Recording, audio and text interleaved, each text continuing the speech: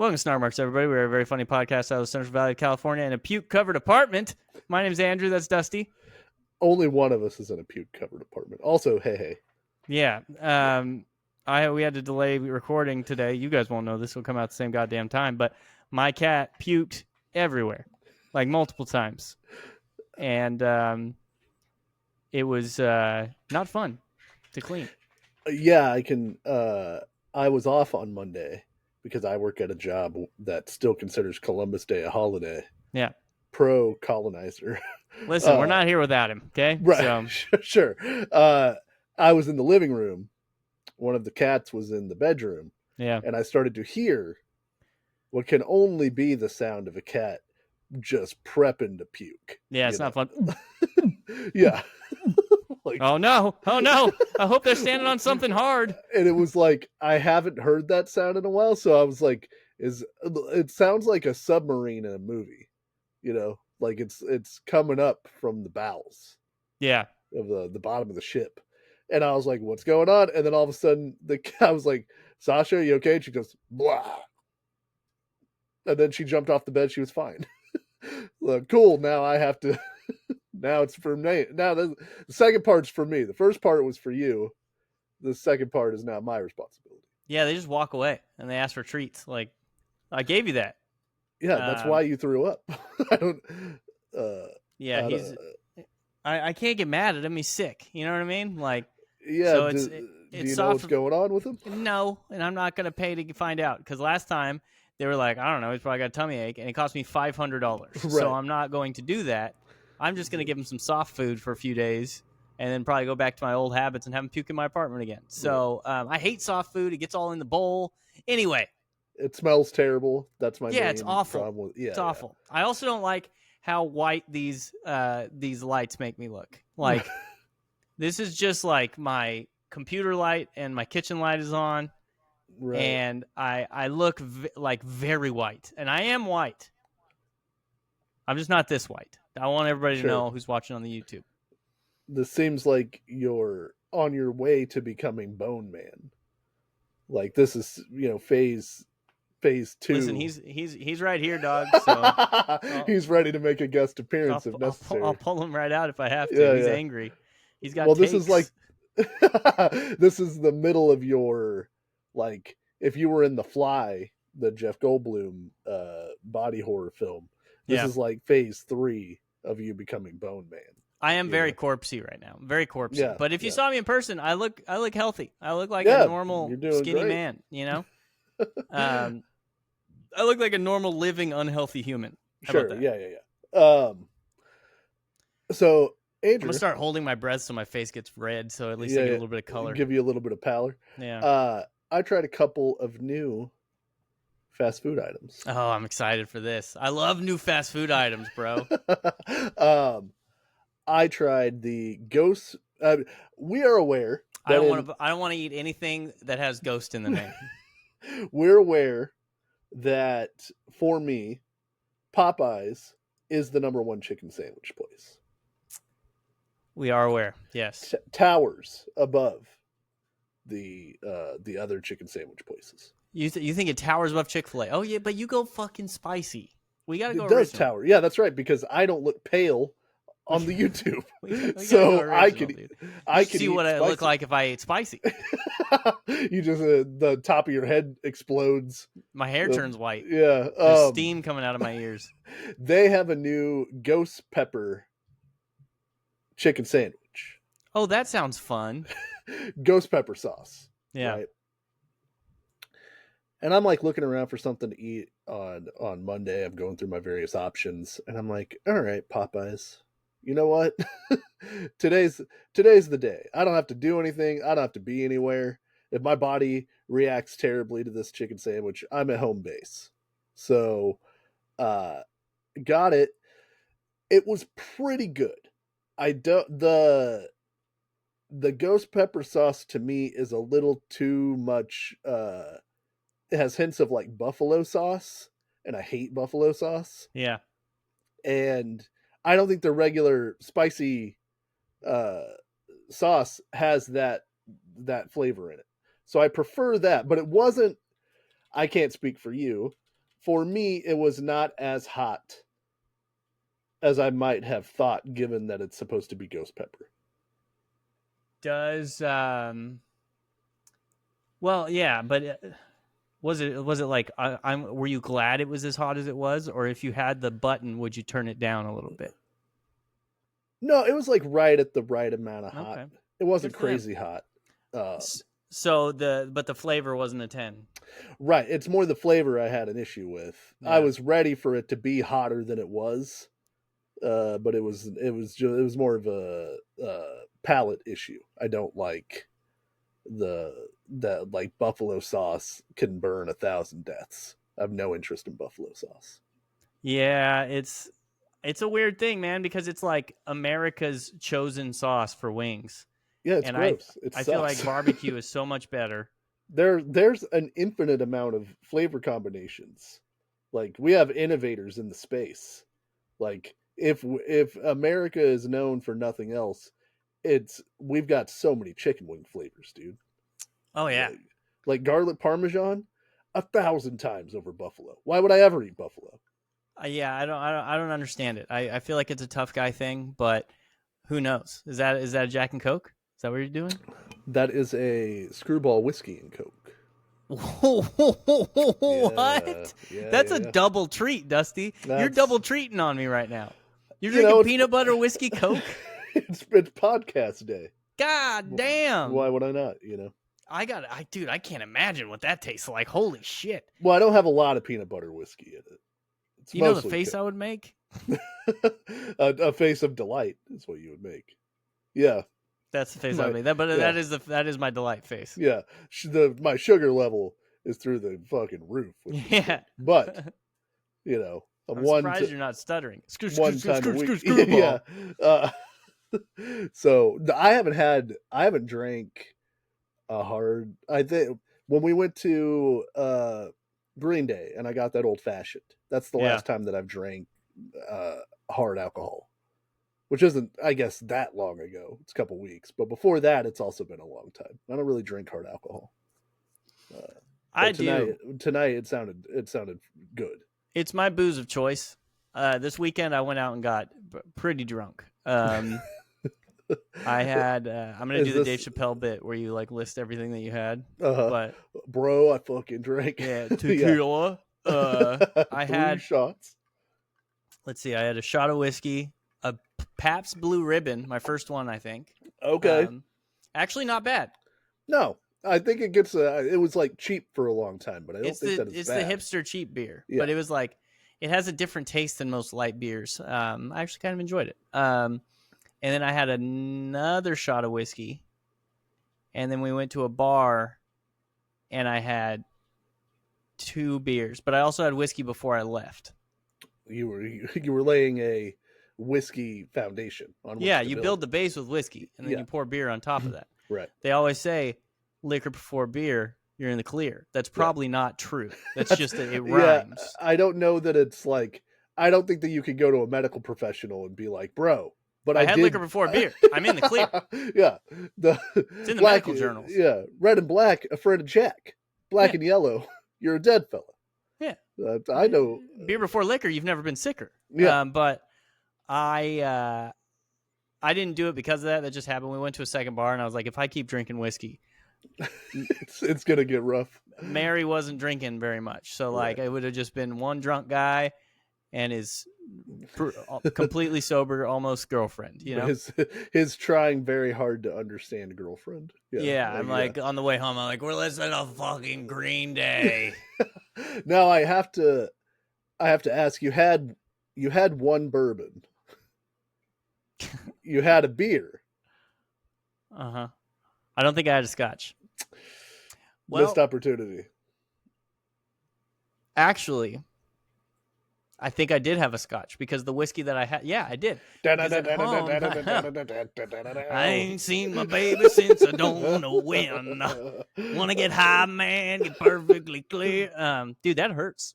My throat is just not what it used to be. No, too many Macho Man impressions. And brother, my knees, dude, it would hurt so bad to do that right now. I had beer before liquor, and let me tell you, brother, The old macho. He's I never was been on sick. top of that cage, brother, and I said, "Oh, knees, you're taking me this far." Them shits exploded right in fucking Roddy Piper's stupid face. Your Macho Man and your Terry Funk are not far Well, off. Terry Funk is really close to Mick Foley, the Micker. Yeah. Oh man, I'm the craziest guy. That's if we did wrestler impressions and I did that one and I said I'm crazy. I was in a lot of hardcore matches. Yep. You'd be like, I don't know if it's Terry Funk or Mick Foley. Yeah. I think Terry Funk is a little softer. Like it's the same pitch, but he talks a little bit softer. Oh man. I don't sound like I'm the scariest motherfucker you ever met. Now we're reminiscing about the podcast, but I remember laughing so hard when you were doing your Terry Funk impression going, I'm fucking dying here, man. Yeah, I'm dying. So yeah, I did have one bourbon, one scotch, and one beer. Yeah. And let me ask you this. Very hungover the next day. If you're at a bar, is playing one bourbon, one scotch, and one beer on the jukebox an asshole thing to do? Because it's long. It's a long song. Yeah, it is long. I gotta look at how long it is. If it's more than 4.5, it's because I think a band. I'll give you 4.45. If it's more, if it gets up to 5, then it's a problem. I think like if you're a live band, if you're a cover band at a bar, you could play that shit. They're taking you out on their shoulders like you're Springsteen. Yeah, you can play for 9 minutes. Yeah, it's 8 minutes and 27 seconds long. Okay, it's long. Yeah, it's too long. I think there's got to be some sort of rule about how long a song can be that you play at a bar. And don't be an asshole. I was at a bar one time, and a dude that I didn't know who was friends with somebody I knew was like, I just put like 7 Primus songs on the jukebox, and I'm like, you suck, dude. Yeah, nobody. You're the only person that's going to enjoy that. Like, I love Primus. They're a band I really enjoy. No one's having a good time. There's bar music that you can play, and then there's music that you got to play. You can play Primus when you're at home doing your own drinking. You truly love Primus? I do love Primus. All right. Primus. I think they're like fun novelty. You know what I mean? I think that's my Primus impression. There is a nuance to Primus. Okay. No. I'm gonna shut the studio down right You now. must listen. You must listen. You're fucking telling me. You're telling me I haven't watched the right anime. You haven't listened, bro. I'll send you a playlist. It's all the Primus songs all togetger. I'm gonna see how long the playlist is, add 10 minutes, and then text you after that and be like, dope, even though I didn't listen to any of it. You're gonna miss out on To Defy the Laws of Tradition. I'll say this. I'm not a huge deep cuts Primus guy, but I have their greatest hit CD that's like 16 songs. I like every one of those songs. Which band? I always get them in Faith No More mixed up. No, Faith No More is What Is It? I know. You want it all. Primus is Jerry Was a Race Car Driver. Yeah. That's every Primus song. Who's the singer for Primus? What does that guy look like? Les Claypool. He looks how the guy who... I thought he was just a bass player. He plays bass and sings? Yeah. God and damn. he plays bass like a motherfucker. So... Oh yeah, he looks like he sings like that. Hold on, I'm sharing he looks like the guy who sings the South Park theme song. And yeah, it's just so everybody knows, Primus sings the South Park song, and the South Park song is not very far off from a normal Primus song. Normal Primus, yeah. Their guitar player is incredible. Like, he plays weird atonal. Like, he doesn't ever play the same thing that Les Claypool is playing, and they have a couple of really good drummers that have been in their band. I really like Primus, but I would not listen to Primus at a band at a bar. It's just not good hanging out at a bar music at a bar music unless there's nobody else in the bar and it's just me. Then probably Primus.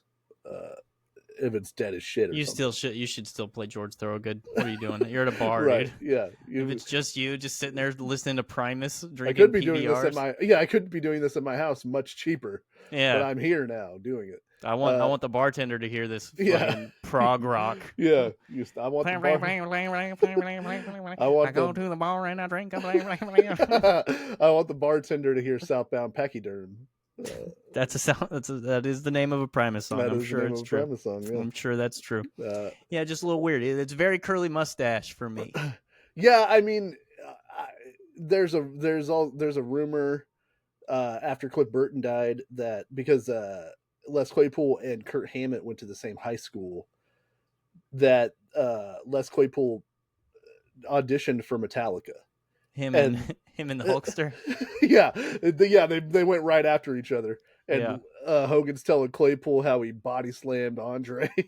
By the way, the Hulkster lied about selling out Shea Stadium in episode 1 of the Vince McMahon documentary. Yeah, he's like, we sold out Shea Stadium. First of all, they didn't sell out, and second of all, the Hulk wasn't even the fucking headliner. Yeah, he didn't sell out shit. It was Bruno Sammartino and Larry Zbyszko. They sold that shit out, but of course he did, because Hulk Hogan is a habitual line stepper. Oh, it's he only knows how to lie. It's freaking great. Have you got to the part where he admits that he narked on Jesse the Body Ventura? No, okay, no, but I saw Jesse recently to be like, he betrayed me. Yeah, so that's why I take solace in living in the Baja, where the Hulkster cannot go. I'll tell you one thing: you'll never see his ass in the Baja. No, couldn't cut it. Pansy ass. Yeah, before WrestleMania 2, Jesse Ventura was like, we should form a wrestler union. Every other major sport has a union. Wrestlers don't have a union. If we all wait till WrestleMania and we tell Vince, hey, we're going to walk out if you don't let us form a union, what's he going to do? He's sold a pay-per-view. He's, maybe that's where Hogan got the "what you gonna do, brother" from. And in the documentary, they're outlining this, and then it cuts to Hogan, and Hogan goes, yeah, I heard Jesse say that. Then I immediately called Vince. It was like, hey, this guy's starting to rile some shit up. What you gonna do, brother, when you separate the worker from the means of production? What are you gonna do, brother, whenever the workers take back the means of production? And of course, so then Vince goes into the locker room at some point and is just like, hey, just so you guys know, anybody who talks about a union, you're fired. You don't work here anymore. And not that there would have ever been a wrestler union, because wrestlers are, by and large, not in it for the collective. It's sort of like the UFC. That was as close as they ever got. And Ventura hates Hulk Hogan for narking on him, which had to come out in the steroid trial. That's the funny thing, is for years Ventura didn't know who narked on him, just that somebody did. And then in the court documents, somehow it came out that Hulk Hogan was the one who did it, and Ventura's hated him ever since. What a fucking stray that Hulk caught.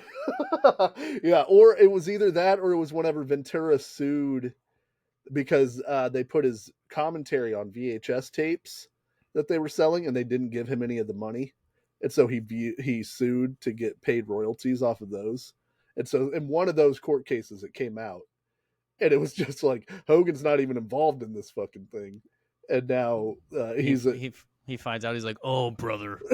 Oh, brother. Oh, you done it this time, Hulkster. You done. Well, no, Hogan was like gas station sushi. Yeah, Hogan was like, I'm making the most money out of everybody. I don't want to be in a goddamn union. Yeah, that's the problem. The same thing happens in the UFC. Every time they try to unionize, it's like all the big fighters are like, just fight better, dude. Why? I think you're properly compensated. Yeah. So anyway, properly constipated. I'm giving Ghost Pepper Chicken Sandwich like a 7. Okay. You're still going with the spicy if you go. Still going with the spicy. 9 out of 10 on the spicy. All right. Because sometimes it's, depending on how Popeyes is feeling that day, it can be a messy assembly. I had 2 Chick-fil-A chicken sandwiches yesterday during the Yankee game. That's not bad, yeah. And then today we got Chipotle for dinner. How do you feel about Chipotle? I don't know that we've ever had this conversation. For it. Yeah. Yeah, I pro Chipotle. Yeah. Yeah, it's not, I'm not a person I'm creating a straw man to defend. People have said that I'm a person who says that Chick-fil-A is real Mexican food. I don't believe that. That's my straw man. I don't care if something's real. That's my whatever. Yeah, that's my straw man I mean? that I'm not. The only thing that I say is don't put freaking peas in carbonara. Because Americans like to do that for some reason. It's very stupid. Carbonara is perfect with 5 ingredients, but I don't care. Like, people are like, Taco Bell is not real Mexican food. I'm like, yeah, sure. Like, what constitutes real Mexican food? It's Taco Bell. It tastes good for Taco Bell. I'm not putting it up against like a burrito I could get from the stand. Yeah, like I'm sitting there holding a Crunch Wrap, and I'm like, you mean to tell me that this is not real Mexican food? I'm flabbergasted. Yeah, you're telling me the chicken quesadilla isn't authentic to a region of Mexico? Yeah.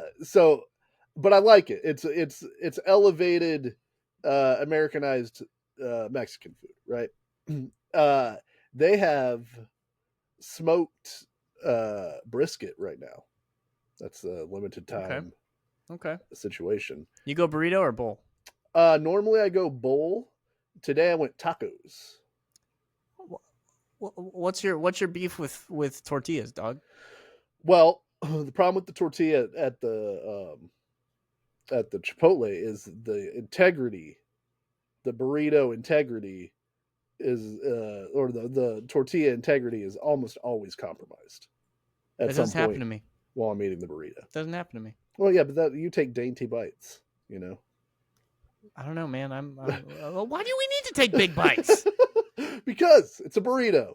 You're eating a bowl. You're eating a bowl, so that has fork, which severely limits the size of your bites. That's for you. What, you got some new bowl? You fucking tape 2 forks together. You get a lighter and you melt 2 forks together before you start. You don't worry about my techniques. I guess that's true. Don't sweat the technique. Honey, get the shovel. You know that this is my Chipotle shovel. I just always find that at some point the contents of the burrito are no longer held within the burrito. And you are a bit of a clumsy eater sometimes. That's true, and you are meticulous, almost to an obsessive point. Nothing ever hits the. It'll hit the plate sometimes, right? But God damn it, I'm eating over that plate. Yeah, that's a loss for you. So I got tacos tonight. Yeah. And that brisket, pretty tasty. Pretty good. I gotta say, yeah. I like that. It's not authentic fare, I don't think. I don't care. To Mexico. We don't have to relitigate this. Yeah, but it is delightful. Somebody just broke into my house. They're here to punch your cat in the stomach till it pukes. It was one of the signs aliens. Yeah. Dude, so me and my buddy went and saw Signs the Friday it came out. Yeah. Right? The Friday night it came out. And this is I think I saw it in theater too. This is the dark ages, back whenever you didn't get to pre-select where you sit, which is a game changer in the movie theater space. It's awesome. Sometimes I won't go to a movie if there's going to be too many people around me. I'll skip it. I'll go to the next one. Why, dude? Because I don't want a bunch of people around me. I don't know whose armrest is whose. It's like I don't get to control if it's a kid who's going to talk the whole time. I like my space. I like to have space when I'm watching a movie where it's just in public. I get it. So, but this is back in the day. Yeah. So which was a Wednesday. Huh? Which was a Wednesday. Remember that Dane Cook line? Took the world by storm, sold out Madison Square Garden like 3 times. Just so you know, I was washing a dish. And then I heard a clatter. So where me and my friend have found 2 seats, but it's him and me, and then next to my friend is some woman that he doesn't know. Next to me on my side is some person I don't know. But it's fine. Yeah. Signs is happening. It's a little spooky. It's pretty good. I'm enjoying myself. The scene where the alien shoots its hand out from under the thing and she chops its fingers off. The woman sitting next to my friend screamed and grabbed my friend by his arm. Hell yeah, dude. And she was with someone, a dude on her other side. That I don't know. Presumably, That she must might have have been known. that must have been so emasculating for that guy. And she screamed like in my friend's face, and my friend turned to her and screamed back, and that was a pretty good time. But Jesus Christ. that's the main thing I remember. Ah! Yeah, You see how that feels? yeah, it's not great. I didn't really like Signs. It was like the whole movie's a bummer. It's like, I get it, dude. Everything's gray, but that alien scene did like it stuck with everybody. The one where the aliens walking in the Oh, background God. at the birthday party, that's funny. When they're like, we've caught sight of one, and he's just going, huh? Like, Yeah. that's pretty funny. But It's like a Sasquatch video. Yeah. Yeah, I thought Signs was okay.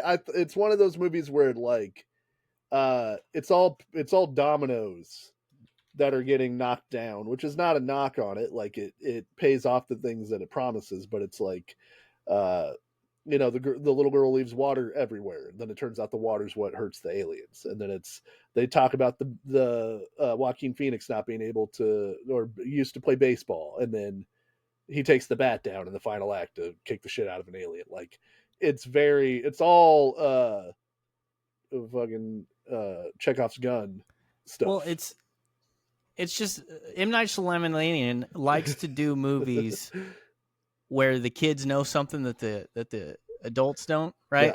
Yeah. Kids are stupid. Like we talk. There's all these things where like, oh man, the kids, they're pure. They aren't you know broken down by society and all these. They're not distracted by jobs and like all this capitalism and all this stuff. When I was a kid, I was sure when I was like 6 that peas were made of pea. Yeah, I mean, I thought that it took like 30 years to make a movie because I thought everybody was the same actor. And we all believed, that if you swallowed gum, it stays in your system for 7 years. Like, if you ate a watermelon seed, the watermelon would grow in your belly. That was popular. I want to make a movie where kids leave stuff around like that, and it doesn't pay off. Right, it means nothing. It's just the kid's just dumb and just leaving water around. Oh, keep the aliens away. Meanwhile, he's being eaten by an alien. Right. Well, and also like throwing water on it's not working. Everybody thinks, oh, the kid knows something. Yeah. He's got some sort of internal. It's also that's the twist to War of the Worlds. Also, if I'm not mistaken, that water hurts them. So it's like it's the same premise, essentially. You know. Okay, so water hurts them, right? Yeah. They are intelligent beings. So intelligent they've figured out interstellar travel. Yeah. Yeah. And they go the first place probably not the first place they go, but one of the places they go is a planet that's covered in water. Yeah, 90. Like this planet is mostly water. Yeah. It's like most of what it is.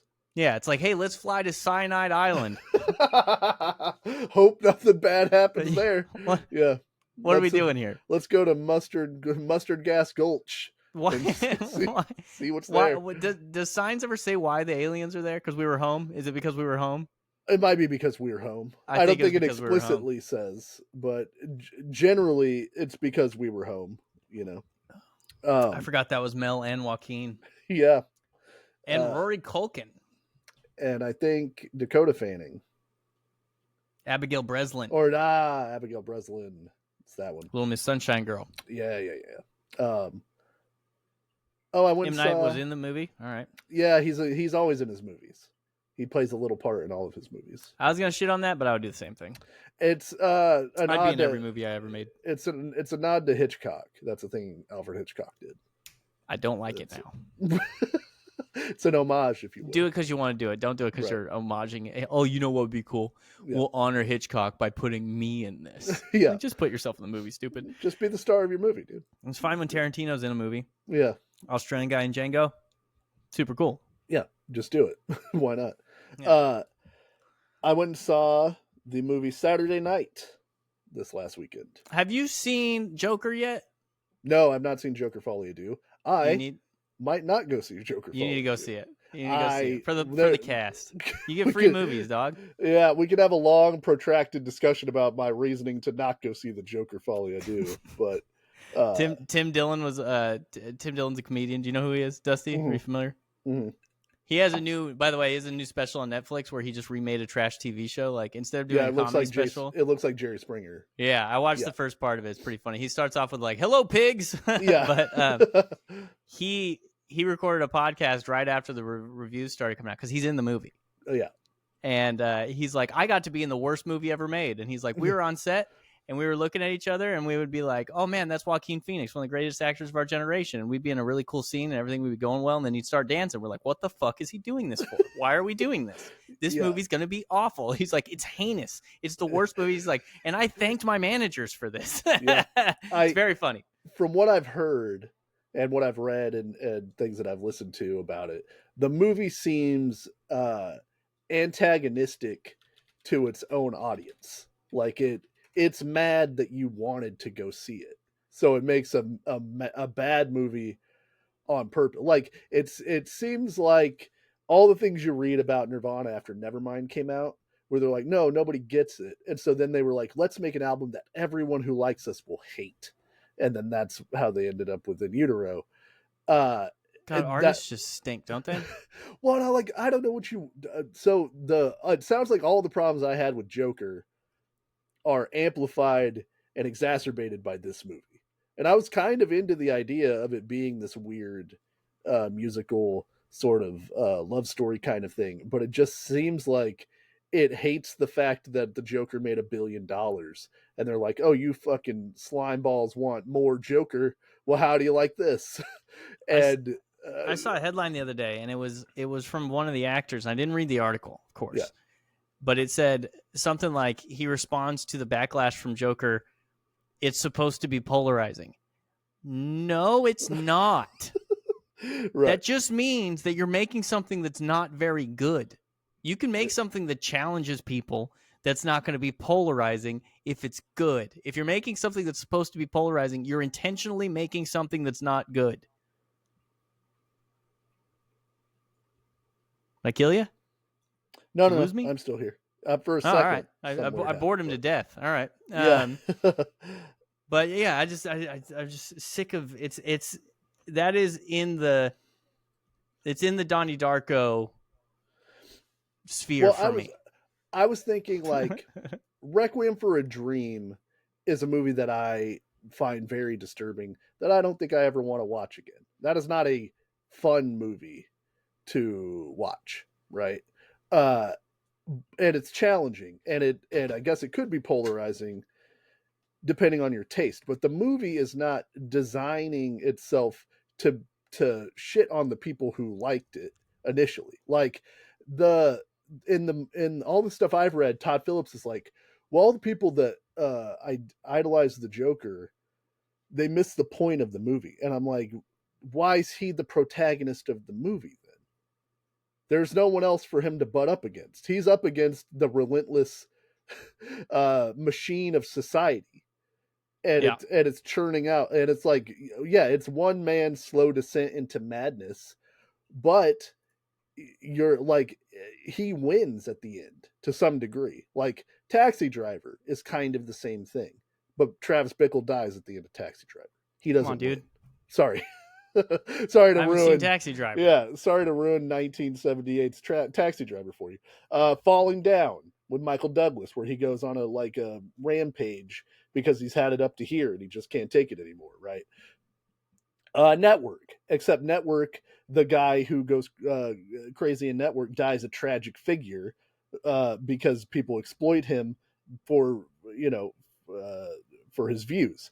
God, I love that movie. That's a great movie. That's a great fucking movie that is challenging and upsetting and takes your expectations and flips them. The Joker and turns the mirror at people and does a lot of different things that the Joker's trying to do. Right. But the Joker's like, hey, the world's fucked up, right? Isn't it crazy? Also, this guy kills people and he thinks it's fine. And at the end of the movie, he's the one like skipping away and so I'm like, I don't understand what you thought was going to happen whenever you make this like, and so now he's like, well, I'll just make an even worse movie that Yeah, really doubles down on all the bullshit about how the world has let Arthur Fleck down. we need a new movie about the Joker. We don't need a movie that's premise is what if the Joker made a movie?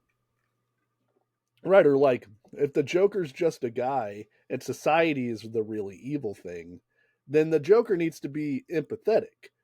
But he's not empathetic. He kills people for fun. So And he's not funny, which is what my biggest problem. Which is one of your biggest problems. Yeah. That's maybe the main thing. Is there's a scene in the movie where in the Joker where he's getting attacked and he turns and retaliates on these people, and you're like, wow, the structures have failed this man much as they have failed other things, right? Yeah, that's upsetting.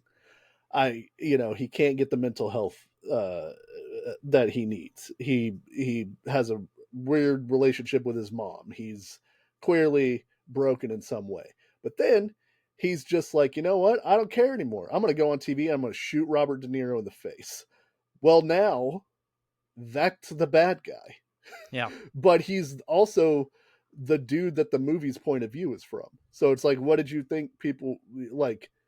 What do you think people are going to do? Also, Joaquin Phoenix gives an incredible performance. He gives an incredible performance in a bad movie.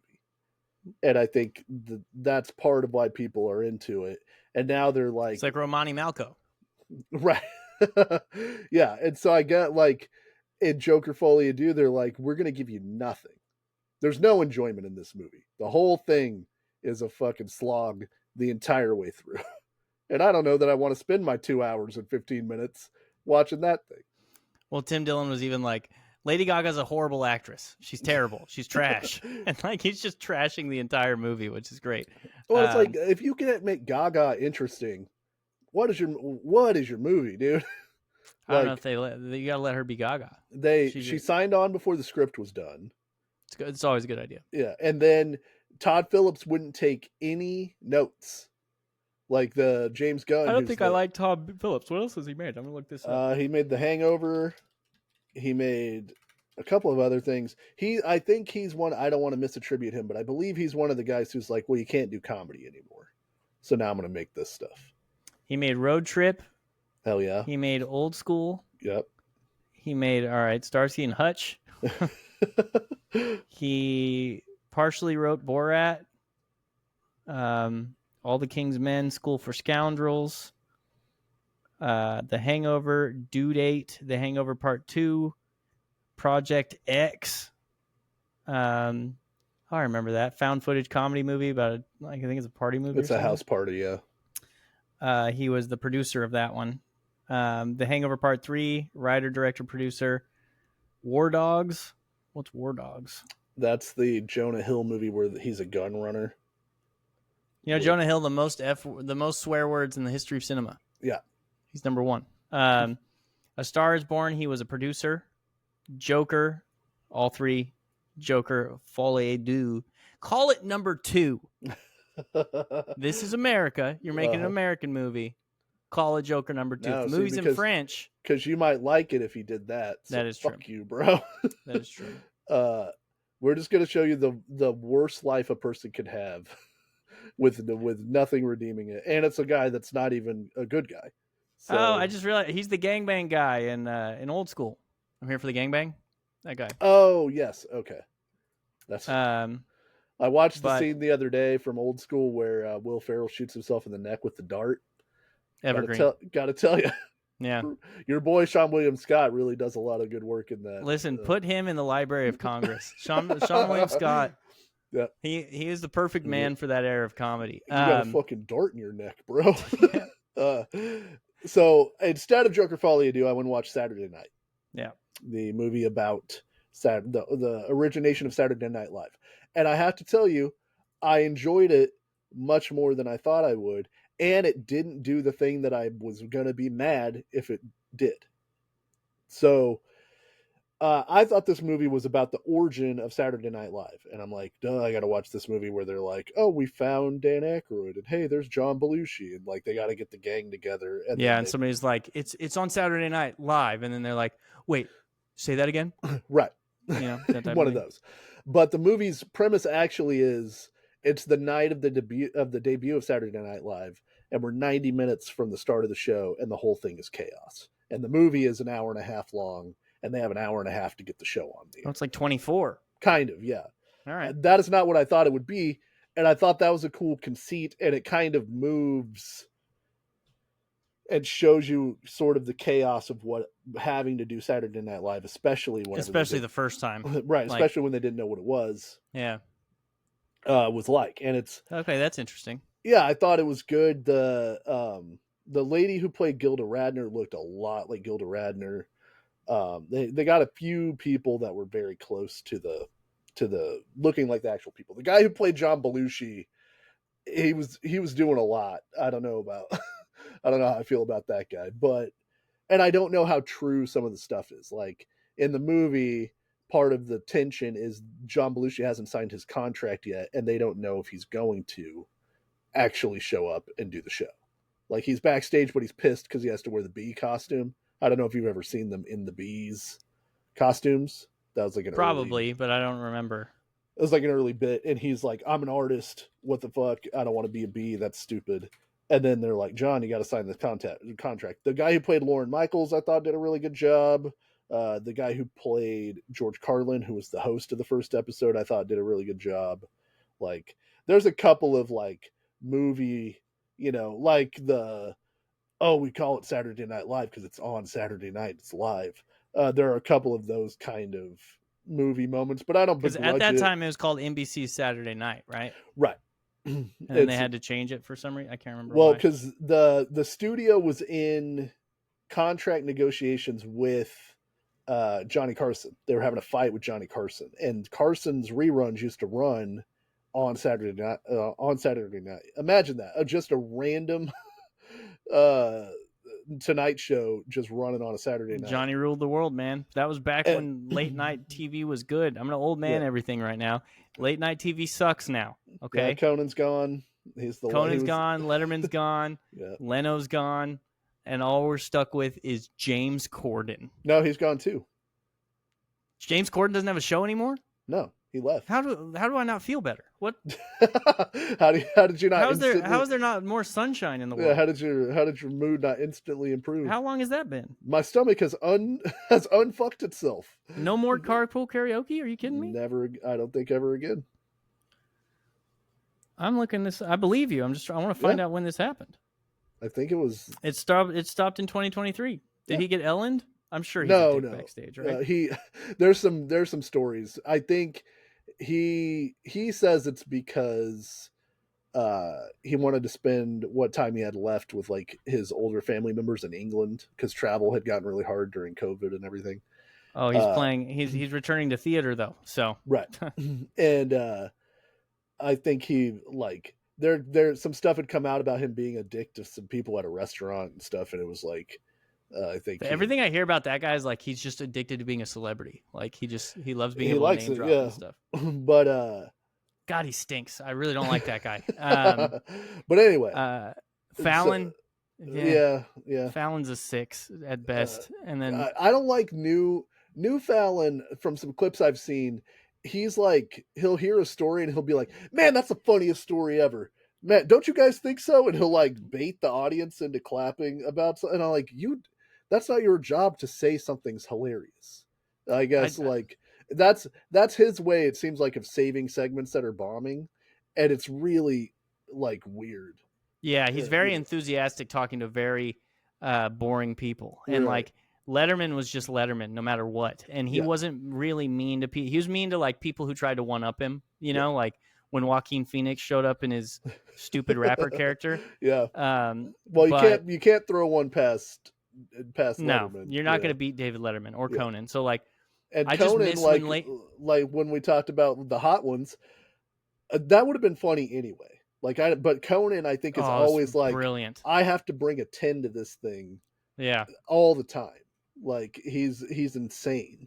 Well, and he's just going to have fun. Like, and he's just funny. Like, I wish the funny people have podcasts now, and if you know Joe Rogan, your podcast gets really big. But like, I really sometime, because we like to go back to the past. Sometime I think a really funny guy is gonna get a uh, show again, but I don't know if they'll let them take the risks. Like, and it's stupid risks. Like Right. David Letterman's "Will It Float?" You know what I mean? Like, Well, and I it, wonder if like it hurts, like because the last dude to really do something was Eric Andre, but he sort of subverted the entire thing.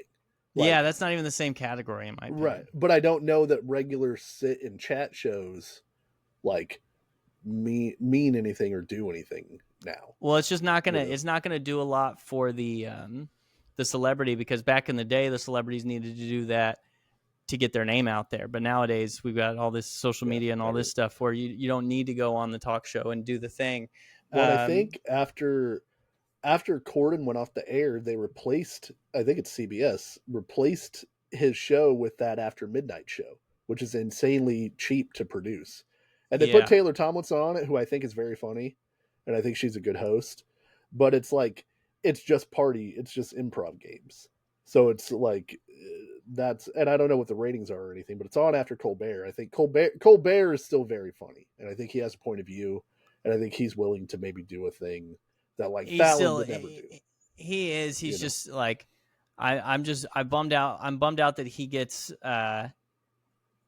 serious. He gets like politicized. Like, just be a goofy, funny yeah, guy in the late night. You know what I mean? I guess right, that's where Colbert kind of cut his teeth anyway. I mean, he cut his teeth in improv, right. but it was like, it's just like I miss the classic late night. And I know this is a tangent, but it sucks because it was such a good place for comedy, and it was like genuinely the funniest guys in the world Yeah, were the guys like Conan. Who's funnier than Conan and Letterman? You know, like I right. can't believe Norm Macdonald didn't get a true shot to do that. Yeah.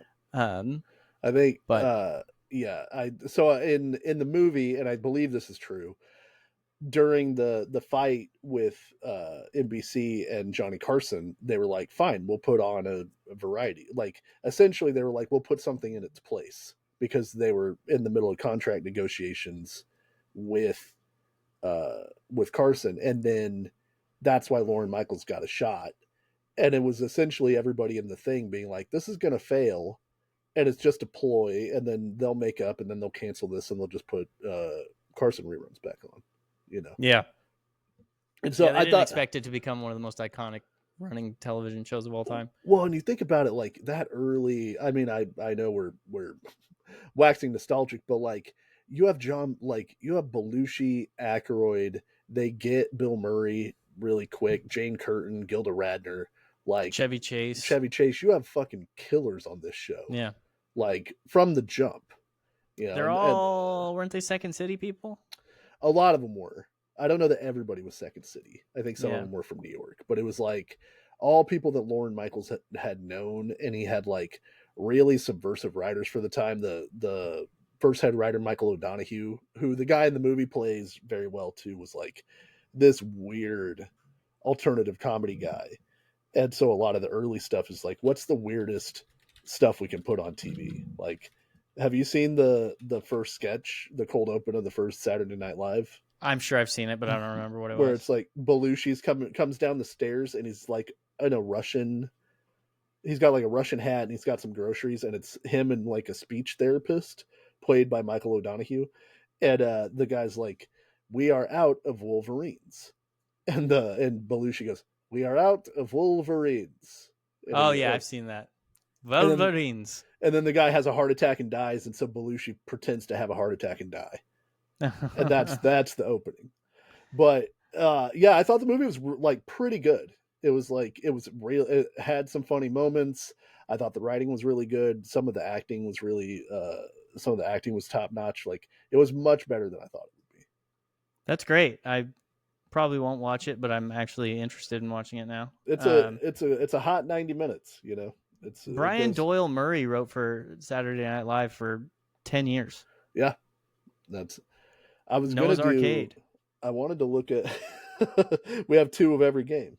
Yeah. If you, you got to believe. Al Franken was one of the original writers, first year. Yeah, there's a guy playing for Al Franken, you know, and then there's like, you know, there's a scene where Lauren goes to a bar because he's trying to find Belushi, and then he ends up finding a writer like a joke writer, and he's like, "Do you want a job?" And the guy's like, "When does it start?" And he's like, "Right now." And then they go back. So I don't know how true like that kind of stuff is. That would be Yeah. that'd be cool as shit if that really happened. But and then at the last second they decided to put Chevy Chase as the Weekend Update anchor. Why can't I just be at a bar and Right. run into somebody who, hey, I'm about to change the world of comedy and make one of the most iconic things of all time. Do Yeah. you want to just be a writer on that? Well, yeah. I'll quit my radio show right now. Brad Garrett, from Everybody Loves Raymond. You saw Brad Garrett, right? No, I know. I think you're conflating that with I know a guy who used to say that he opened for Brad Garrett. Okay. And it was just he did an open mic that Brad Garrett dropped in on later on. Technically, the same thing as the scene in Funny People, which is very funny. But this guy is like a lounge lizard comedian, and he's doing these jokes and they're bombing. And the guy that is writing them is the guy that wrote, or the guy that's sitting there is the guy who wrote all the jokes. And he's like, he's doing them wrong. And Lorne Michaels is like, what do you mean? He's like, he pays me $7 a joke if it gets a laugh. But none of these jokes get a laugh because he can't do it. And so then the guy Brad Garrett's character comes off stage and is like, I changed the tag to one of your jokes and it got a laugh, so I think I only owe you $350. And so Lorne Michaels offers him a job, and he's theoretically the guy who he pitches in the movie a joke to Chevy Chase that's the U.S. Department of whatever is releasing a new stamp in honor of prostitution. The stamp is 10 cents, but if you lick it, it costs 25, which is a pretty good joke. I've heard that joke before. Yeah. That's a good joke. So I don't know if any of that stuff is true, but it makes good in the movie. Like, it's interesting for the movie. I saw a Weekend Update joke from Norm the other day that was like, Marlon Brando has apologized for insinuating in an article that the Jews run Hollywood. The representative for the Jews now says that they forgive Brando and he can now work again. Wait a second. That's my lucky stabbing hat. I think they get who's the guy who wrote for him? Jim Downey? Jim Downey, yeah. I think they get Jim Downey pretty quick too. And it's like, Yeah, I'm trying to find him on the thing because like he's not in season 1 or 2. He's in season 3. No, season 2. Yeah. Season 2 is when Jim Downey shows up. Jim Downey's brilliant. And yeah, listening to that guy talk about comedy makes you go like, oh, this guy is one of the funniest people ever. Like, he understands it so well, and he can translate how well he understands it to actually doing it. Because he's genuinely smart. Like, that's the thing about the best of them is like, especially back in the day, they were very smart people. And not so much. I mean, now it's TikTok, so it's cool. Yeah, who cares? It's all most crowd. Of the comedy in the world is TikTok. It's all crowd work. Where are you from? Yeah, all that. When you look at the wrong booty, I found an article, Andrew, that ties in nicely with what we were talking about earlier. It is from delish.com, so you know that they know what's happening. They know their shit. They don't just give those domain names away. No. Every fast food French fry ranked from worst to best. All right. I'm going to be pissed at where In-N-Out Burger is on this. I've only got the top 12 here. Criminally underrated French fry. Well, coming in hot, number 12, In-N-Out. Okay. They made the top 12. We cracked the top 12, but Burger King's probably above it, and I'm going to be mad. Well, you love Burger King. You choose it over every other fast food. I happen to go to Burger King sometimes. It's always ass. Yeah. This article is supposing that In-N-Out's fries are limp and a little too soft. That's a hurtful. You can get them well done. Yeah. Which I've done before. Because people say, if you want In-N-Out fries to taste good, get them well done. I gave it a shot. Not as good, in my opinion. Right. That's number 11, Shake Shack. I've never been to Shake Shack. I have. These look like crinkle fries. Yeah, I've been to Shake Shack. They're pretty good. I've heard Shake Shack a little overrated, but depends on who's rating it. Yeah. I thought it was pretty good. It didn't knock my socks off, but it was pretty good. Number 10, Hardee's / Carl's Jr. Hell yeah, my boys are in. We talking normal fries? We talking the waffle This fries? picture is of regular fries. Okay, they're all right. I don't know if you. I don't know if they're not better than In-N-Out's fries. Well, this is a specialty fry, and this be the first one to ruffle some feathers. Number 9, Taco Bell. Get the fuck out of town. I haven't had them. Nacho fries are fine. Yeah, but it's. See, what you'll find on all these lists is the fries with like that type of seasoning. Yeah, they end up higher on the list. Yeah. We gonna see KFC on this list? I don't know, man. Number 1 is McDonald's. It's got to be McDonald's, right? Oh, you don't know? I don't know. I haven't looked. Oh, I'm learning this at this very moment. I think McDonald's at least gets top 3. All I think KFC is gonna be. I had KFC the other day. Didn't tell you. Oh, how was that? Yeah, it's pretty good. What'd you get? They're. I can't remember. I got chicken and fries knew and fries and macaroni and cheese. Right. Macaroni and cheese was ass. Yeah. It was awful. It was almost offensive. That's a tough break. And a lot of people like the mac and cheese from there. I should have gotten. I didn't want to double up on the potato. I didn't want to get fries and mashed potatoes. Yeah, but that's a hard. I guess for you that might have led to an evening of being incapacitated. No, that wasn't even the problem. I just felt weird getting potato and potato, even though I'm a big potato guy. Right. But I should have went with the mashed potatoes and gravy. Rookie mistake. The fries were very good. The fries are good. There. Number 8, Arby's, and this is a curly fry that we have a picture of. The curly fries from Arby's are pretty good. I can't remember just because the sandwich was so bad last time, but I don't know if I've ever had a bad curly fry. So. Yeah, and they're one of the few places that give you standard curly fries. Like, what do you mean? That's the default is curly fries. Oh, yeah. They know what they're doing. Number 7, Burger King. Way too high. Well, because I used to like their fries. Burger King is on the enemies list. Yeah. With Poseidon, they might only be second to Poseidon on the enemies. We've added 2 since then, and I can't. What was the one last week? I don't even remember. Yeah, a lot of enemies. We keep forgetting. Got to keep my head on a swivel. Yeah. Yeah. I don't. They don't do anything. It's also because I hate Burger King so much. I don't care about their fries. You know what we learned at the science thing that the museum that we went to? That it's all our fault. Otters are on the anemones list. they're public enemy number 1, dude. Yeah, I gotta get the soundboard. You gotta get a sound. Yeah. Womp, womp, womp. You know I mean? Number 6, Wendy's. I feel like I haven't given Wendy's enough of a shot. I don't remember. Yeah, it's been a long time since I've been to a Wendy's. So I don't know that if you asked me which one was better between like Wendy's or Carl's Jr., that I would have like a really strong take on that. Well, I do remember, and I don't even think I've been to Wendy's maybe once but since they did this, but I remember they changed their fries to natural fries.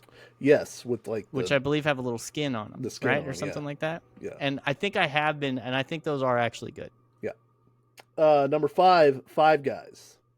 If you can afford it by taking out a second mortgage on your house, the Five Guys fries are pretty good, but they have the Cajun seasoning on them, which I think they're very good. Yeah, gives them a leg up. Yeah, and even without the seasoning, I think they're a very good French fry.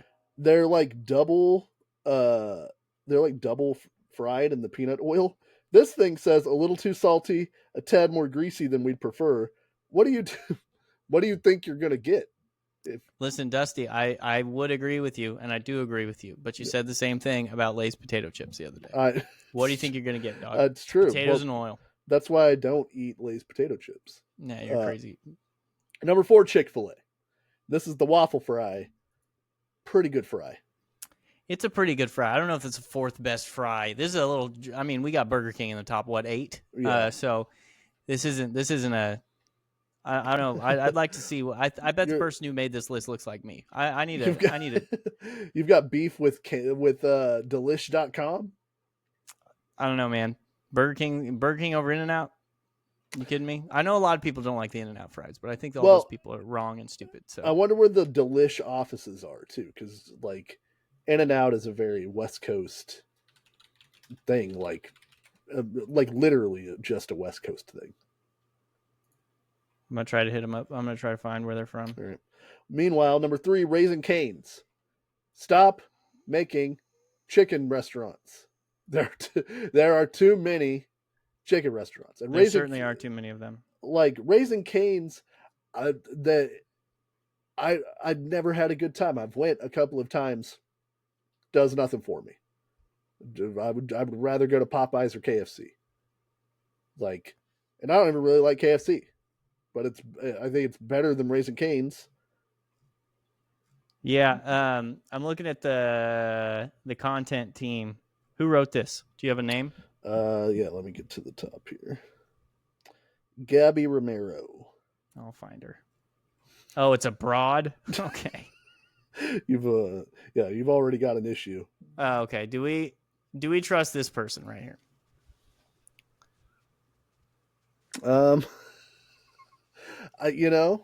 Not because she's a girl. Okay. She might Not love French fries. Kidding about the broad thing. Yeah, I don't know. I don't know if they have somebody I trust. This guy's up to something right here. Philip Swift. Yeah. I don't know if they have somebody I would trust. I feel like Zach's got some hard opinions on stuff. Which one's Zach? Right down. Oh yeah, Zach. Yeah. I'd ask Zach 100%. Yeah. Seth Rogen and 40-Year-Old Virgin. I'd ask him. I don't want to know Alex's food opinions. He's gonna just talk to me about how great the Strokes were back in the day. Yeah. Have you heard Primus? Then we'd have something to talk about. Ryan probably knows some, and even Megan. I feel like Megan knows some French fries. I feel like you're making a value judgment. I feel like we're all doing that based on a couple things. Now here is the upset. Number 2, McDonald's.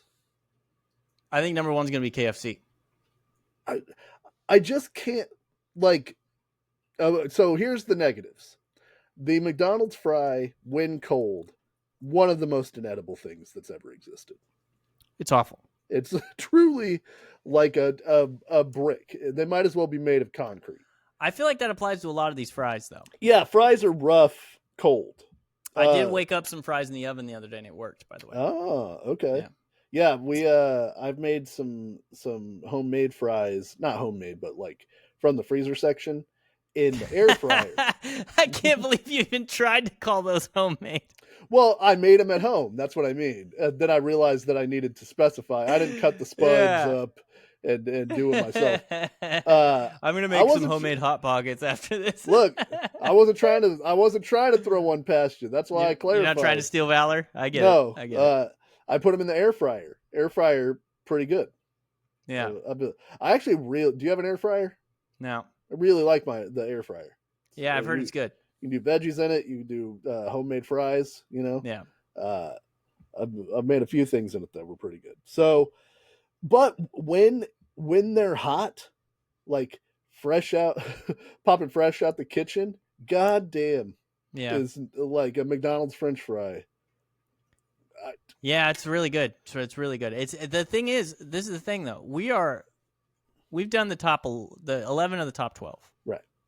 We haven't had a Rally's. Right.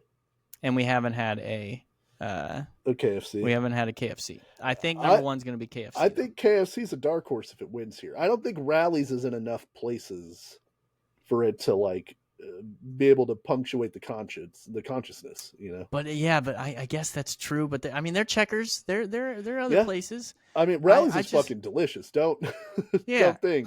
I just feel like we got Burger King over Rally's. Right. Yeah. Well, I am proven wrong. My face is as red as if Andrew held his breath. Number 1, Checker/Rally's. Let's give it up. Look at us. Look at that. We got vindicated. I was selfish. I'm wrong. I swear I'm right.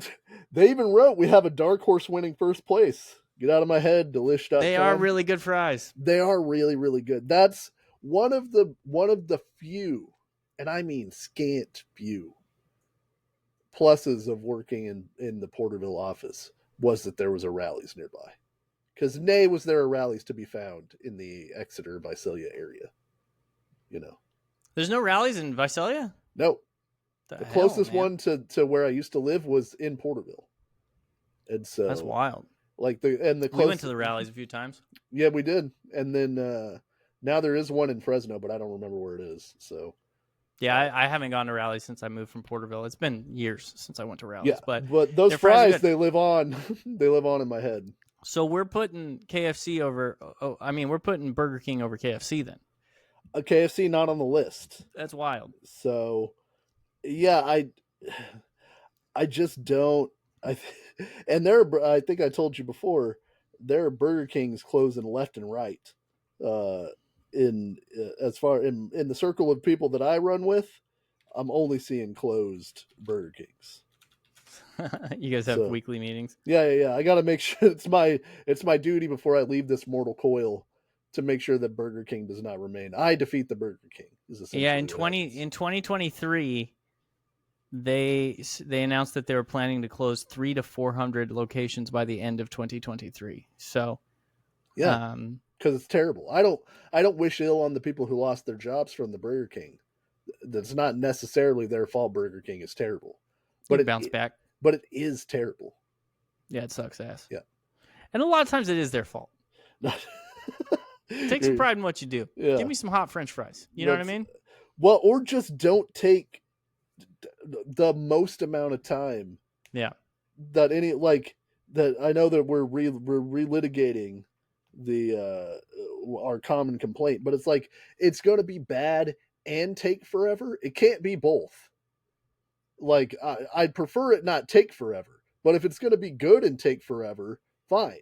If you're bad and quick, that's at least, that's at least a point in your favor. I know what I'm getting going in. Like, Long John Silver's, not good. Fast. And actually, I think you like Long John Silver's. That's true. I think it's I was going to say. But or Little Caesars. On the pyramid of good pizza, Little Caesars is near the bottom. But they are fast. So, can't take that. Little Caesars is such a weird vibe in there. Yeah, they all look like they've been abandoned. They look like 300 to 400 locations have been closed. But there's nowhere to sit. No. And everybody's wearing pajamas and looks their worst. And you just stand there and you're like, did you go? Did you go? You got to do that to everybody because there's no line. It's chaos. It's anarchy in every stinking Little Caesars. They've made it abundantly clear that they're like, you get your pizza and you get the fuck out of here. Yeah. We don't, that's the business model I can support. There's only ever two people in there, one person ringing up and one person making pizza. And then sometimes it's both of them making pizza. And then you have to stand there and wait for somebody to notice you're there. And boy, do they look miserable. You've never seen a more miserable employee than Little Caesars. Taco Bell's pretty miserable, but the Little Caesars employees are really miserable. Yeah. But again, if you're in a quick fix and you need 2 pizzas for $12, they've got you forever. Like they'll hold you down. Yeah. It's like Novocaine. Just give it time, always works. Yeah. It's their food's done at like an alarming speed. You know what I mean? Where it's like it should take longer than this. The pizza that I make in the oven at home takes longer than this. Well, it's just because they've got them. They're just pumping these things out, dude. They've got them in the warmers. Henry Ford would be proud. Yeah, that's all assembly line work. But yeah, I've never seen a Little Caesars that had anything that would even. There are some that have a little bench, and you could sit on the gross little bench while you wait.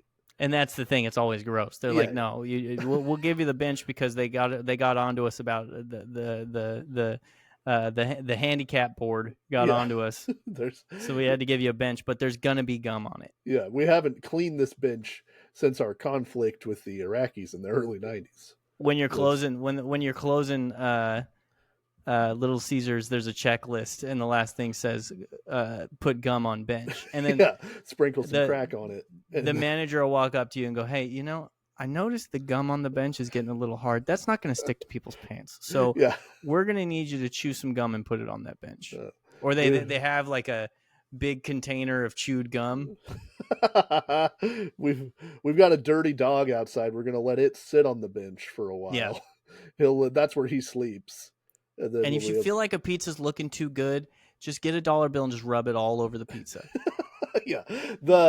I'll tell you where Little Caesars makes a lot of their money too, is they open up in small towns, and they make a killing.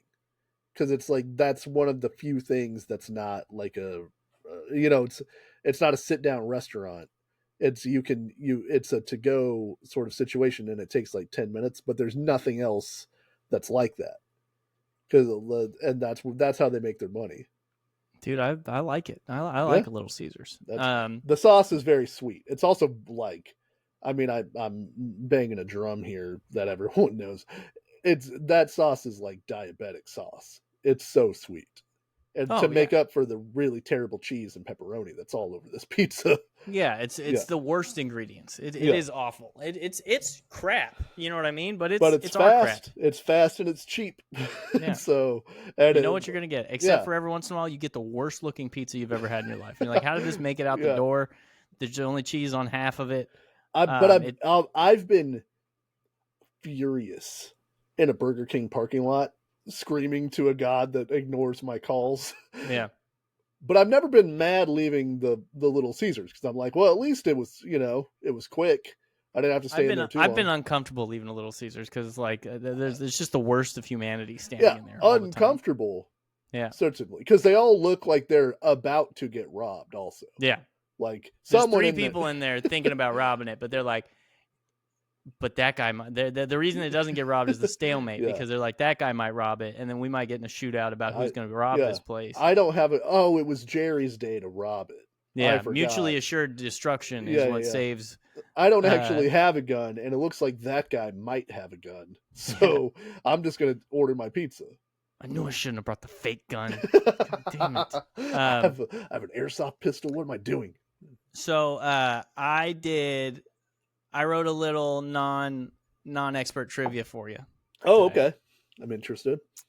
As you probably know. Yes. It's currently the baseball playoffs. I am aware, yes. As you might know, currently. I mean, there's going to be a couple games before this comes out, but currently the Yankees are up 2-0 in the ALCS. I'm rooting for you, buddy. Over the Cleveland Guardians. You know why I don't root for the Cleveland Guardians? Because they should be the Indians. I know, same here. Well, here's the thing. Mm-hmm. If you're going to change the name. Yep, change it to a better name. They used to be called the Cleveland Spiders, dude. Why did you not go back to Spiders? Yeah, Spiders are dope. There was poll after poll that Spiders won, and they were like, no, we're not going to do that. What were we going to do? We're going to do what people want.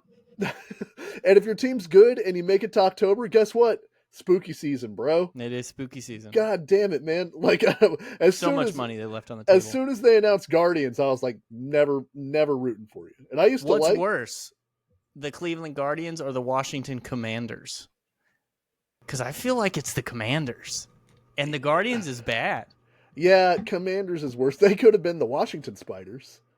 That would have been fun. Everybody should be the Spiders. Do you have a racist name? You're the Spiders now. Now you're the Spiders. Well, they could have just stayed the Washington football team. I thought, like, that was I think that's stupid, too. It's better than the Commanders, though. It's better than the Commanders. I thought it was kind of cool because it's the only one that's, like, not something. You know, they're like the anti-football team. And for a long time, they were the anti-football team, but now they're good again. So, or, like, reasonably good. Anyway. They're pretty good. Yeah, they're pretty good. So I root for the Yankees because you and some other people I know are Yankees fans. I have to root against the Guardians because all the money they left on the table not being the Cleveland Spiders is really upsetting to me. Yeah, it's a stupid name. It's a stupid name. But I've got some baseball questions. Okay. We've got a few about baseball history. We've got a few about, like, inside, like, you know, terms, baseball terms and baseball stuff. I don't know if this is an easy or a hard quiz. This is the easiest quiz I've ever taken, if I take this quiz. Right. But that's like asking what Larry Zabisco's middle name is. You probably know. I have no idea. Right. You know what I mean? Yeah. It's the Crusher, by the way. Yeah. That's what he was born. He was born Larry the Crusher Zabisco. It ended up that wrestling was a viable profession for the Crusher, but he could have gone into whatever, auto demolition, if not. Yeah. Yeah. 100%. I've got 10 questions. I'm excited to take a look. The first one I believe is a layup, but we'll see. Okay. Number 1. Yeah. Which baseball team has the most World Series championships? I believe that would be the New York Yankees. I just wanted to hear you say it. Okay, number 2, follow-up. Oh. How many World Series championships do the New York Yankees have? Ooh, okay. So I know at one point not too long ago they had 25. That was the big number. But I think that was after they won like 4 in a row. And I think they've won a couple since then. So I am going to say 28.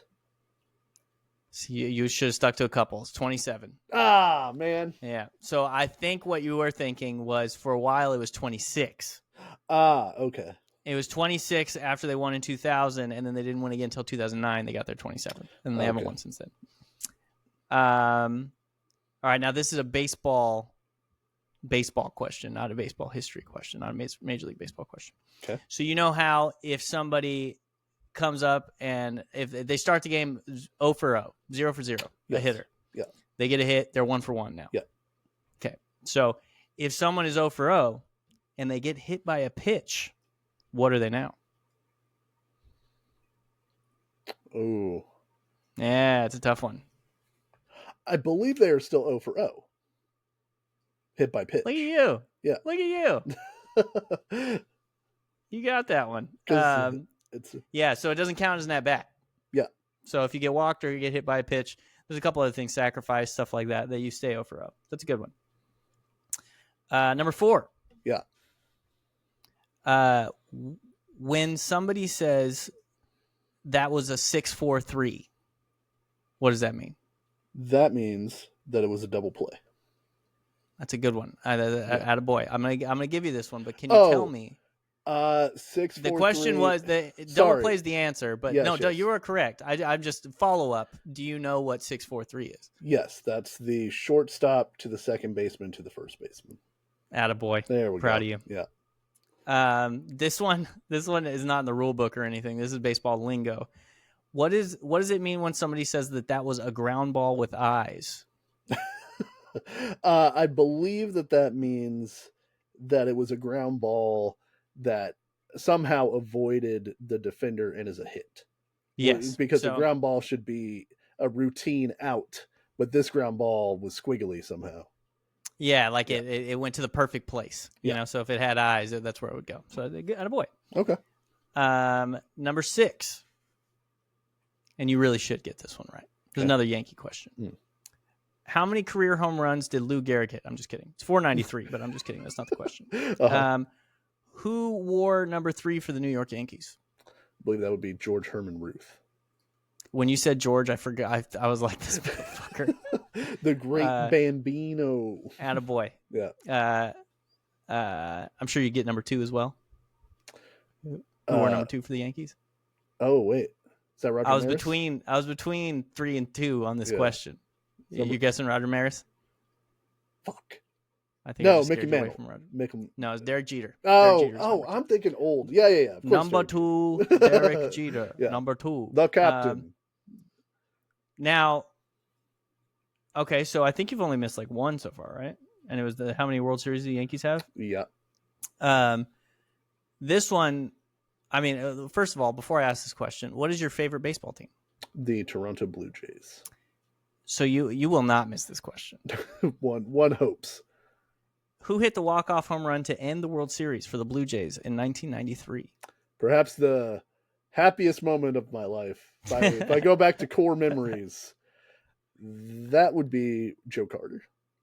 Touch 'em all, Joe. You'll never hit a bigger home run in your life. Really good call. I had Royal Rumble 1989 waiting for me from the video store to watch, and I was like, what a night for Dusty Godwin. Yeah. I was like, maybe I'll just go start it because the Jays were down, and I was like, I was feeling pretty small, and like right as I was getting ready to turn around, Joe Carter fucking And I was like, can you believe it?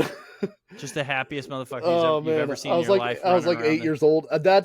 They had won the previous year, and that's when I was like, these are my guys because they beat the Braves. And then the Yeah. next year they made it back to the World Series, and I was like, who are the fucking guys, bro? Yeah. And then they beat the Phillies, and then they've never won again. So And then them damn Yankees yeah, showed up. Okay. What is the term used when a ball bounces over the fence? it bounces over the fence. Yeah, so you hit a ball, it lands on the warning track, bounces over the fence. That is a ground rule double. Look at you. Yeah. Look at you. All right, I did make this one easy. All right. Number 9. Okay. What is the battery? And it is not a Metallica song. Battery. Is it what the Metallica song is about? You think?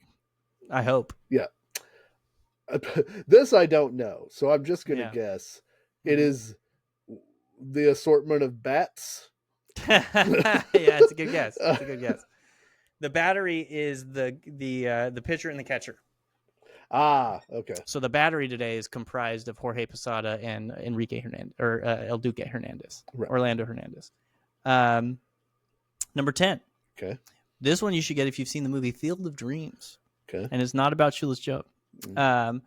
What is a southpaw? A southpaw is a left-handed player.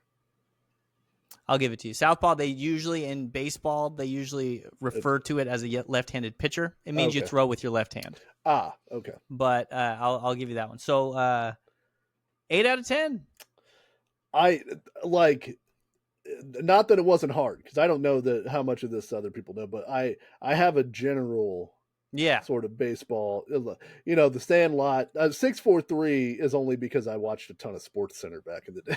Yeah. And so that helps with that. But like the first time I saw 643, I had this old Super Duper Baseball Bloopers. It was a VHS that I watched 90 times. Oh, I remember seeing it in the section where the wrestling videos were. Oh, dude, I watched it all the time. Good ball bounces off a guy's head. Come on. Yeah. Funniest thing in the world. And Steve Lyons slides and forgets where he is and takes his pants off on the base because he got dirt in his pants. But there's an announcer that goes like, I can't remember who the batter was, but he was like, and we're gonna get right back to that conversation right after he hits into a 6-4-3 double play. And the next pitch, the guy hits a ground ball. He goes 6-4-3. We'll be right back, or something like that. That's great. Really funny.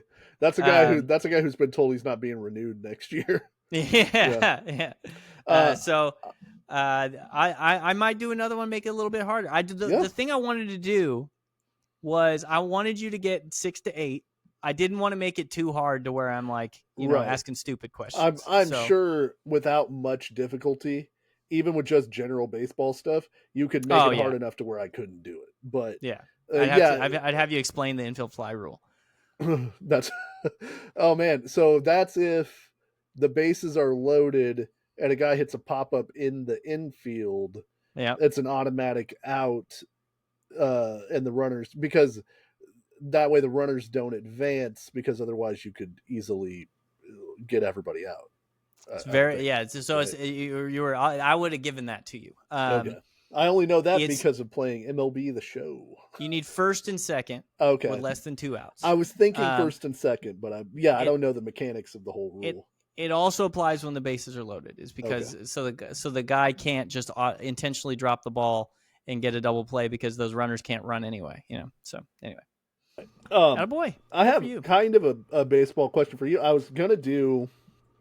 So, a couple weeks ago, Pete Rose died. Shouts to the legend, WWE Hall of Famer Pete Rose. My good friend Pete Rose. I hung out with him for a couple hours. Passed away. Hilarious guy. Yeah. So funny in wrestling.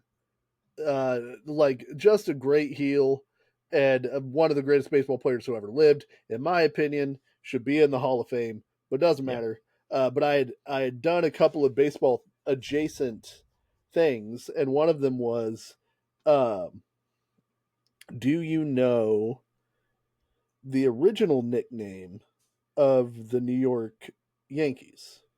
This is the thing I did not know. It was like the Highlanders? It was the Highlanders, 1903. And then they changed it to Yankees. because that became sort of the slang. People weren't calling them the Highlanders; they were calling them the Yankees. The Yankees is like the best. I think I know I'm Yeah. biased, but like it's one of the best nicknames in sports. It's also really funny if you look back at old uh old baseball things. Almost all of the teams were named for their socks, some kind of socks related thing. Yeah, It's there's like a lot of those. the green stockings, the white stockings, the other white stockings. Yeah. I think I was going to ask you if you knew the original like 8 teams of the leagues. Oh shit, probably not. New York, Detroit. Were they original? Oh, I don't have the list because I was Oh. going to ask you about it, but then I didn't save the... I think Philadelphia was in there too. But Oh, wait, here we I go. don't know. Yeah, the original 8 teams are the original Baltimore Orioles, not to be confused with the current Baltimore Orioles, which is a weird... Yeah, I think they like moved, and then it's like now they're trying to make the Montreal Expos again, but it won't be the same lineage. Yeah, you know? it's, I guess, the Brewers. They became the Brewers. Oh, okay. Then the New York Highlanders, the Boston Americans, who became the Red Sox, the Chicago White Stockings, the Cleveland Blues, which is also a better name than the Cleveland Guardians. Just go with It is a better name. go Yeah. with the Blues.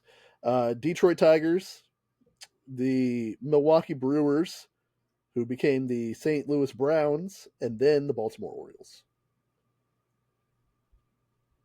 Oh, so the Brewers became the Orioles. Yes. Did the Orioles become the Washington Senators? I feel like no, the Senators became the Minnesota Twins in 1961. Original Washington Senators, and then the Philadelphia Athletics became the Kansas City Athletics, and then the Oakland Athletics. Yeah, I was gonna say I had New York, Philadelphia. I would have guessed Boston, but Yeah. it would have been a guess. And then you had Detroit. Yeah, I had Detroit. Oh, so they moved to St. Louis and then Milwaukee. Oh, so the freaking Orioles have been all over the place. They were the St. Louis Browns after they were the oh wait, this is the fucking lineage of, hold on. Wash, and we're just captivating. The best radio possible. Yeah, I'm trying to find. No, Expos just went to Washington. They've got on here. All right, whatever. Yeah, I don't care. I don't. My cat hasn't puked in a couple hours. That's cool. That's pretty good. Yeah. You'll do good. It's good work if you can get it. All right, you want to do trivia? We'll call it a day. Yeah, dozen daily trivia. Screen. All right, this is the Barstool Daily Dozen Trivia. There's 9 questions. First 3 about sports, and the rest are about general American culture. We'll start with the NFL, as we always do, and get it wrong. The Dolphins drafted this 6'7" offensive tackle out of Michigan with the number 1 overall pick in the 2008 NFL draft. Is a certified big fucker a answer we can give? I'm guessing. Is this Ndamukong Suh? No, he played. No, he got drafted by the Lions. Yeah, and he played defense. Oh, yeah, that's true. Richie Incognito? He played for the Dolphins. I don't know if he went to Michigan. Did he go to Michigan? I'm trying to think because I heard. We'll try him. That's the only guess I have. I don't think he was the number 1 overall pick, though. Yeah, wrong. Oh, I didn't think about that part. That was a good guess, though. Yeah. It's a good guess, though. NBA. After playing alongside Michael Jordan and winning titles with the Bulls, Horace Grant played for this Eastern Conference team from 1994 to 1999. I know this because Michael Jordan took it personally. He played for the Orlando Magic. I actually would have gotten this right. Yeah. It would have been shaky. I wasn't sure about it, but I would have gotten it right. I liked that team because I liked Bo Outlaw because he wore goggles. I like that team because of Penny Hardaway, and then they had Shaq, and it was like early Shaq when he was like breaking backboards and shit. Oh, no, it's a new baseball one. Prior to 2024, the last time the Mets went to the NLCS was in 2015 when they swept what team to get to the World Series? Fuck, I have no idea. Is this a year the Cubs were in contention? Well, the Cubs won it later. It could be the Cubs. It could also be the Giants or the Not the Nationals. Yeah, I don't know. I defer to you. I'm gonna go. It's probably gonna be wrong. I'm gonna go Nationals. Wrong. Retail and shopping. Since 2011, the power to do more has been a slogan used by this technology brand, most known for their computers. In this Dell computers? I don't know, dude. We'll go Dell. Sure. Hell yeah, dude. Hell yeah. Celebrity mashup. That is Clooney in the middle. Yeah. Who's this guy on the outside? I just guess Chalamet all the time, but that's not Chalamet's hair. Holland? No, I don't think so. But I have zero clue. It's definitely Clooney. Yeah. That's Clooney with that hair is troubling, I think. I don't You like cool it. if I go Holland? Yeah, let's go Holland. I don't think it is either. Wrong. I'm Tom Holland. Damn it, Holland. I'm Tom Holland. Isn't that weird? They should do that sketch. We should send that to Saturday Night Live. Beverages. In September of 2024, this alcohol brand collaborated with LeBron James to release a special limited time LeBron James edition of their drinks. I have no idea. Hennessy. Sure. Now, Andrew, whoa! You were going to call me racist. I was going to ask you why you nailed that. I was going to ask you why you picked Hennessy. I don't have to fucking explain it anymore that I'm right. I never have to tell you why. You just have your assumptions. I had an inkling, dude. Debuting in 2011, the original four full-time coaches on The Voice were Blake Shelton, CeeLo Green, Adam Levine, and this female singer. Is that Gwen? No, I think that's Aguilera. Oh, yeah, I think you're right. I think you are right. Nailed it. Attaboy. Yeah, look at that. Movies. In this 2014 Disney animated film won the Oscar for Best Animated Feature and starred the character Baymax, an inflatable robot. That's Big Hero 6. I would never have gotten that. Baymax is pretty adorable. But. Released in 1966 and 1991, respectively, the Beach Boys and Marky Mark and the Funky Bunch each had number one hit songs that shared this same song title. Sloop John B. Yeah. It's Is it Wipeout? No. Do they have Wipeout? It's Good Vibrations, dude. I forgot it's Good Vibrations. Feel it. Yeah, I forgot. That's Marky Mark's song. We're going to double dip. And we're going to go the Phillies. Well, sure. Wrong. So that's a pretty good grid, though. We only missed 3.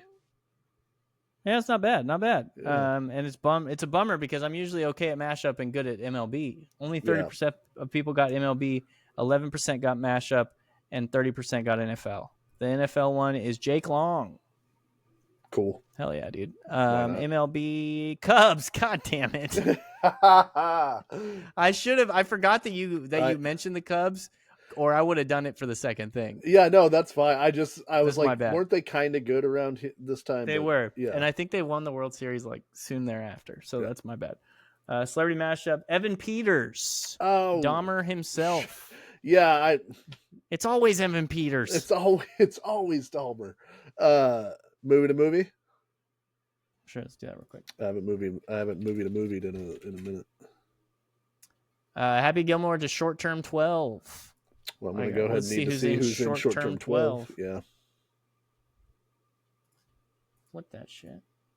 Brie Larson, John Gallagher Jr., Caitlin Dyer, Rami Malek, Lakeith Stanfield, Kevin Hernandez, Melora Walters, Stephanie Beatriz, Lydia Duveau, Lydia Foile Deux, Foile Deux. Yeah, a bunch of nobodies. So, well, as our friend Kai always says, you go the Marvel way. So, yeah, I will go Adam Sandler. I think this is a pretty clean one. Funny People, which has Seth Rogen in it, who was in 40-Year-Old Virgin with Paul Rudd, who was in Avengers Infinity War. Or not Infinity War. Fucking the other one. Endgame. Endgame, yeah. I thought you were going to go with goddamn Ant-Man. With Brie Larson? Yeah, Brie Larson's not in the goddamn Ant-Man. She should be. So I can't do it. Who was in whatever this movie's called, Short Term 12. This is for Short as Possible is 2. Sandler was in Men, Women, and Children with Caitlin Dever, who is in Short Term 12. Sure. You moron. Not that was going to be my second route. If I had had a little bit more time, I could have gone that way. Because I definitely know what Men, Women, and Children is. Yeah. Have seen it. It's one of my favorites. Seen it many times. Yeah. One of the best. Not enough children. That's they were last on the call sheet. So yeah. That's that I think is that's a clean, pretty quick episode of the Start Marks podcast. I feel good. Oh yeah. Yeah. I gotta cook. Make sure my cat doesn't puke again. It's gonna be fun. Yeah. What are you gonna make? Stir fry. Hell yeah, Andrews. With chicken. With chicken, yeah. Okay. My Mary's running a marathon, so I'm making her some a big old meal prep situation. Nicely done. All right. Well, good luck with that.